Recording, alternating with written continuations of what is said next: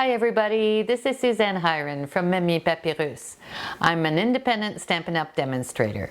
In this week's tip, I want to introduce you to masks, decorative masks, and how to use them. Let's get started.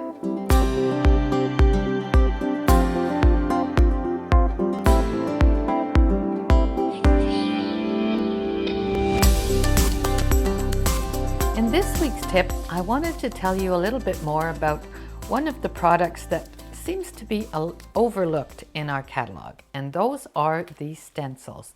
So the pattern party decorative masks can be used to create some beautiful backgrounds. Very simple to do and very inexpensive. So I'll just show you a few examples of what you can do with these. So this is one of them. I'll use some contrasting ink here and just a sponge dauber.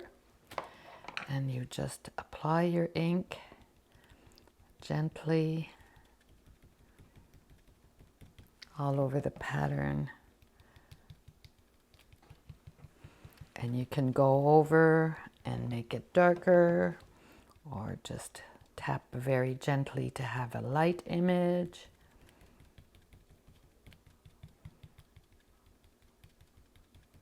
And I'm using the Stamparatus because with the magnets, it's easy to make sure that your paper stays well in place and doesn't move under the stencil.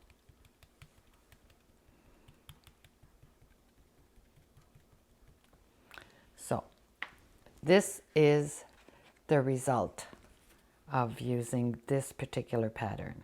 So I wanted to show you that one. There's several of them in a package.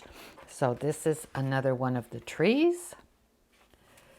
This one is a very light pattern, and what I did is I used the same color as the cardstock, so it gives it a very soft look on the background. This one I did the same thing with the same color ink as the cardstock, but I went lighter in some area and darker in some others. And here's another technique that's really fun, is using the embossing paste through the stencil. So look at this, it gives it a raised surface, and you can actually color this paste with the re-inkers and get the color of your choice.